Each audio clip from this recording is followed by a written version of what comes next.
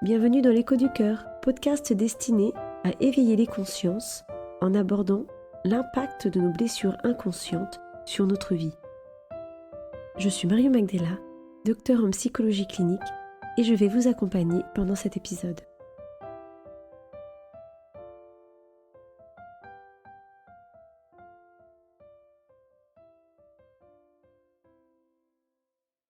Pardonner veut-il dire accepter ? Accepter la violence subie, l'abus ou la situation traumatique ? Et peut-on donner notre pardon à une personne qui ne nous a pas demandé pardon ou qui n'a pas pris sa responsabilité dans la situation, qui n'a pas pris sa culpabilité? Et à qui sert le pardon ? À la personne qui nous a fait du mal ? À nous-mêmes ? Est-ce un acte moral ?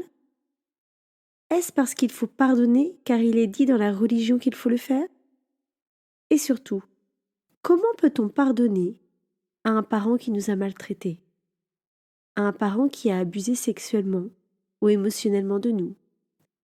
Comment pardonner à une personne, un homme ou une femme, qui a été violente physiquement ou qui s'est montrée perverse, manipulatrice ? Comment pardonner à une personne qui nous a trahis, trompés ou utilisés ? Et est-ce juste de pardonner quand on a été victime d'une situation violente, abusive ou traumatique ? En bref, quel est l'intérêt de pardonner à une personne qui nous a fait du mal ? Je suis très heureuse d'aborder ce thème avec vous, car je me suis moi-même longtemps trompée sur ce que signifiait le pardon. Il me paraissait invraisemblable, voire impossible, voire même maltraitant, d'envisager de pardonner aux personnes qui m'ont profondément blessée, et notamment celles qui ont atteint mon intégrité et mon intimité. Comment puis-je donc pardonner et ouvrir mon cœur à une personne qui ne m'a jamais montré la moindre marque de culpabilité, la moindre excuse ? Et même pour être honnête, je ne voyais pas non plus l'intérêt de pardonner aux personnes qui ont pu s'excuser, parce que s'ils ont pu me faire du mal, qu'est-ce qui me prouve qu'ils ne vont pas le refaire ? Alors pourquoi pardonner si je ne peux pas avoir confiance ? Or, j'ai compris que ma tête pouvait décider de pardonner, mais la colère ressentie ne me permettait pas d'y mettre mon cœur. Et c'est seulement lorsque j'ai compris que le processus du pardon n'était pas un acte altruiste, mais bien un processus personnel, que j'ai pu cheminer vers cette voie de guérison. Et j'ai compris que, au-delà de pardonner à l'autre, il est nécessaire de se pardonner d'avoir vécu ces situations, d'avoir réagi de telle ou telle manière, ou au contraire, de ne pas avoir pu réagir. Alors pour aborder cette thématique, je voudrais mettre en perspective certains aspects du pardon, puis j'évoquerai la situation d'un couple, le couple d'Ulysse et de Margot, qui ont fait l'expérience du pardon après une situation d'infidélité. Alors, à quoi sert le pardon ? Je vais évoquer ici 3 points. Le pardon pour se libérer soi-même, le pardon comme une ouverture de cœur envers soi, et le pardon pour reprendre la responsabilité envers sa vie. Premier point donc, le pardon pour se libérer soi-même. Il est important que le pardon s'inscrive dans le désir de se libérer. Pas une envie du mental ou un besoin de pardonner à tout prix pour être en paix. Non, je parle bien d'un désir du cœur. Certaines personnes me disent devoir pardonner pour maintenir leur lien avec leurs parents, pour rendre acceptable le maintien du lien avec leur bourreau, ou encore pour renoncer à leur rancœur. Malheureusement, le processus du pardon est plus complexe que cela. Le désir intellectuel est bien sûr une première étape, mais la libération liée au pardon nécessite d'abord de se libérer soi-même de la charge émotionnelle liée à la situation qui nous a fait mal. De libérer notre enfant intérieur des mémoires émotionnelles associées à cette situation, à ce que cet enfant a ressenti, comme l'injustice, le sentiment de culpabilité, la colère, pour que cet enfant intérieur accepte enfin d'avoir été victime de la situation. Lorsque je parle de l'enfant intérieur, cela ne signifie pas qu'il n'y a que des situations à pardonner liées à l'enfance. D'expérience, même lorsque nous sommes adultes et que nous vivons des situations inacceptables, il est important de ressentir l'écho de cette situation inacceptable avec notre enfance. Car si en tant qu'adultes nous vivons une situation d'abus, de violence ou de perversion, c'est qu'il y a très certainement eu dans notre histoire des situations similaires. Et en prenant conscience, vous pourrez ainsi vous libérer de vos blessures inconscientes. Et en vous libérant de la charge émotionnelle de votre enfant intérieur, vous pourrez alors pardonner en conscience et avec le cœur. Ce qui m'amène à mon deuxième point.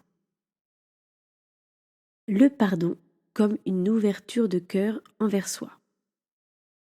Nos épreuves et nos expériences personnelles peuvent entraver notre ouverture à l'amour. Accéder à ce niveau de conscience demande donc un vrai chemin de libération intérieure en amont. Car le pardon n'est en aucun cas une manière d'excuser ou d'oublier ce qu'a fait l'autre. Le pardon n'est pas non plus une nécessité morale ou un acte altruiste. Non, le pardon est un acte d'amour inconditionnel envers l'autre et envers soi. Ce qui amène donc à pardonner de manière inconditionnelle, même si la justice n'a pas été rendue, même si notre bourreau ne s'est pas excusé, et même si aucun fait n'a été reconnu. Je précise que pardonner ne signifie pas non plus rester en lien avec la personne qui nous a blessés. Parce que je peux pardonner à une personne, après m'être libérée intérieurement, tout en sentant qu'un maintien du lien devient impossible. Le pardon nécessite donc que nous puissions ouvrir notre cœur à la vie, car le pardon est davantage de l'ordre du don, donner sans attendre un retour, ce qui nécessite une ouverture à un amour spirituel, au-delà de la religion ou des croyances sociales qui invitent à croire qu'il faut pardonner pour. Vous voyez bien que la difficulté ici est que le fait de souffrir implique que nous ayons dû fermer notre cœur, ce qui rend donc difficile le fait de recevoir de l'amour et d'en donner librement sans attendre un retour. Donc pour pouvoir s'inscrire dans cet amour inconditionnel, il est nécessaire de pouvoir prendre sa responsabilité dans la situation traumatique vécue. Et j'en arrive donc à mon troisième point, qui est parfois difficile à accueillir, notamment lorsque la libération émotionnelle n'a pas été résolue pleinement. Pardonner donc pour reprendre la responsabilité envers sa vie. Car les expériences que nous vivons sont là pour permettre à notre vie, à notre âme, d'évoluer et de grandir. Les épreuves de vie sont ainsi faites pour aider notre âme à se libérer, pour nous aider à grandir intérieurement, pour nous aider à éveiller nos consciences. Je peux donc me pardonner d'avoir vécu telle ou telle situation, car elle était nécessaire pour mon évolution intérieure.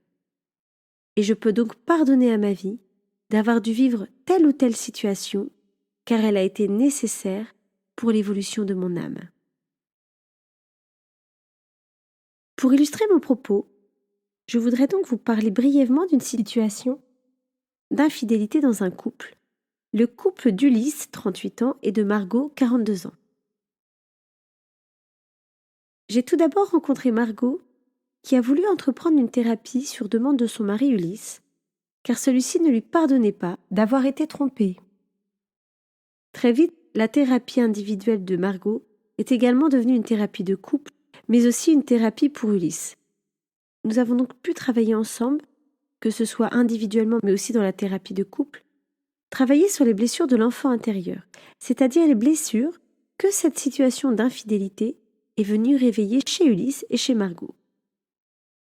D'une part, qu'est-ce qui a amené Margot à l'infidélité?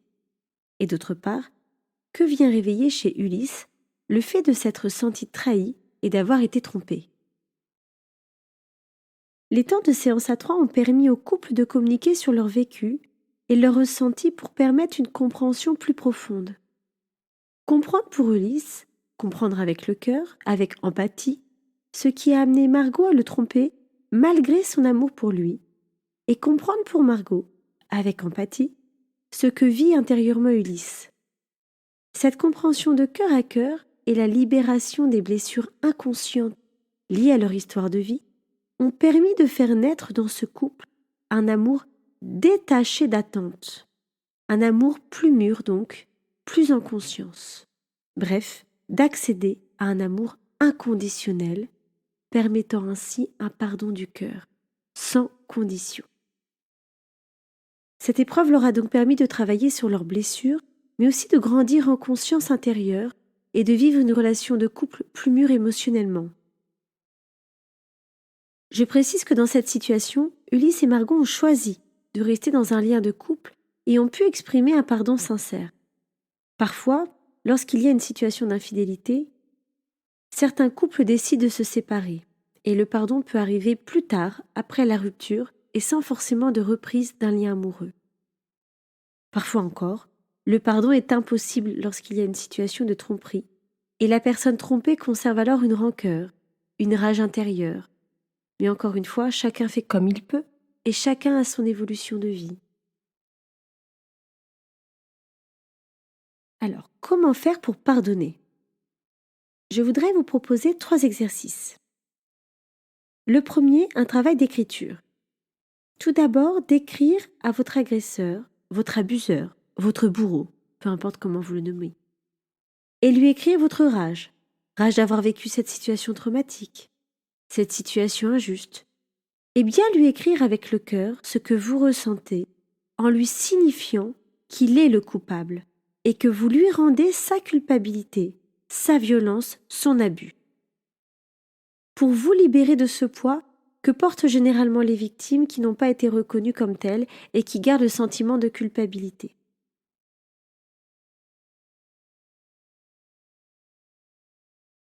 Puis dans un autre temps, de vous écrire avec le cœur, de vous écrire avec empathie toute la colère que vous avez pu éprouver, ou votre tristesse, de pouvoir vous connecter à votre enfant intérieur qui souffre, et de lui rappeler que ce qu'il a vécu est injuste et est intolérable, de lui signifier qu'il a été victime de cette situation. Et je vous propose de brûler ces lettres pour montrer à votre inconscient que vous êtes maintenant libéré de cette charge émotionnelle. Vous pouvez aussi écrire ce que cette situation vient réveiller dans votre histoire. Des blessures d'abus dans l'enfance, le rejet, la trahison, l'abandon, pour que vous puissiez prendre conscience de l'écho de cette situation traumatique vécue à l'âge adulte avec votre situation d'histoire personnelle ou familiale. L'idée de ce travail d'écriture est bien de se libérer de la charge émotionnelle et surtout de sortir du jeu bourreau-victime-sauveur pour pouvoir prendre ensuite la responsabilité pour votre vie de pardonner en conscience. Car une personne qui reste dans une posture de victime ou de bourreau ne pourra pas pardonner. Et cela est tout à fait normal, car une victime ne peut pas pardonner à son bourreau. C'est lorsque nous avons libéré les blessures émotionnelles que le pardon peut enfin apparaître comme une possibilité.